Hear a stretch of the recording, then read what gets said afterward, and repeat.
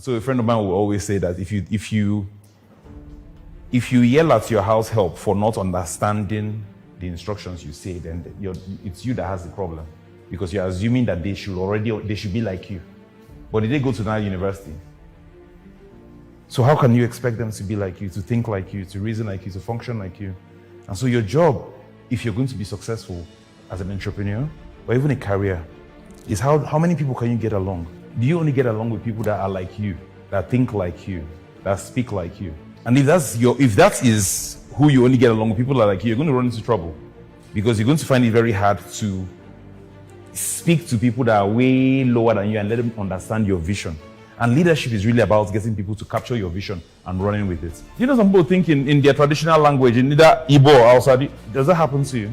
How do you think? Have you thought about how you think? So some people will think in a different language, and if they think in a different language and you're not sure what that language is, you may also run into problems, because they'll be thinking you'll be a different set of proverbs and parables from their language. And if you don't understand that, then you'll be getting clashes. So we're going to start with you understanding what the 6 human needs are. Need for certainty. We have a need to know what tomorrow brings. You have a need to know what's the lecture about? This speaker, what has he done in the past?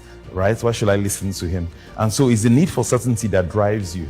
It's the need for certainty that drives most of human interactions, especially when it comes to, you're trying to hire somebody, then before you hire the person, you have referees. Why? Because you want to call the referees, and ask them, the history of this person, how does Rabbi you? Did he do this? And you ask all these questions so that you're sure of what you have. That's certainty. Job security is equal to certainty. Some people will say, they can never work in private sector. They can never work for a one-man business. Why? Because of the uncertainty it brings. So that's the first thing, is certainty. The second need is uncertainty. Second human need, uncertainty, which is the flip side of uncertainty. And what this really means is variety. People are looking for variety in life. Some people cannot take the same thing. We ate this thing yesterday, now why are we eating this again? Because they need variety. And variety, like people say, is the spice of life. And so your job is to find out, how can I be? You can't say, I want to be master of one. No, be master of all. Master one thing, move to the next thing to master. Third human need is the need for significance. In other words, the need for significance is man's need to feel important. Man's need to feel important. We all want to feel important. But the question is, how do you make other people feel important? By compliments. That's the word I wanted to hear. Compliments. You have to learn to become a master of compliments. If you can compliment people, they will feel important. And you can train people to start to look forward to the compliments. So you say, and you try this at home. You say, you're looking wonderful. You tell your mom even. You tell your mom, you're looking very wonderful. You're looking 10 years younger today. She'll say, wallahi, she'll be happy. Tomorrow you do it again. Next tomorrow you do that thing. Compliment your mom for 3 days in a row. I'm telling you, the next time she's going out, she will just come to your room and say, do you have comb? She's not looking for comb. She's looking for you to compliment her that compliment. She says, do you have comb? And she will stay there and she will linger. And if you don't say anything, she will linger and say, you didn't tell me that this dress is not fine today. And say, okay, I forgot, sorry, it's fine. Are you sure? Why did you not? And now you've trained her to depend on your compliments. And that's what people want to feel important. Your sense of significance, you can give them people by compliments, by doing, in fact, motivation, you can do any of the 3 R's, and this is how you motivate people. Number 1, you can reward them. The second one is recognition. The last one is reinforcement. And reinforcement is when you go out of your way to catch people doing right. In this part of the world, we only catch people doing wrong.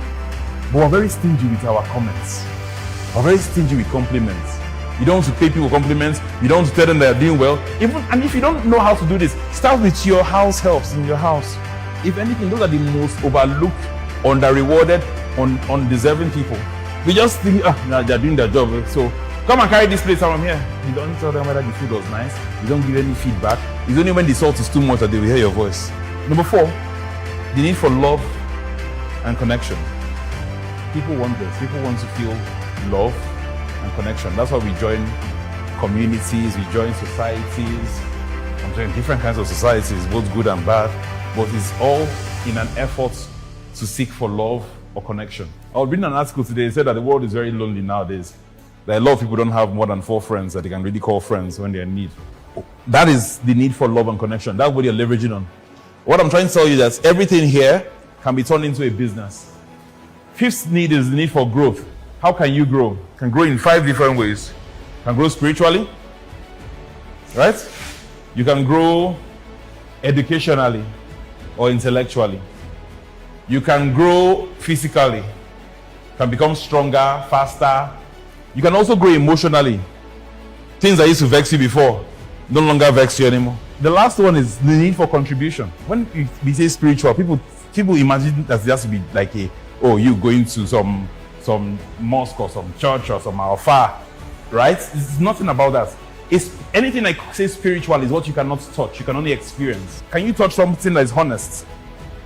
No, but you're looking for an honest partner. If you're looking for a business partner, right? You're looking for an honest person. So honesty is a spiritual gift. It's something that you cannot touch, right? But when you experience it, you know that this man could have easily cheated me, but he called me back and he gave me back this thing.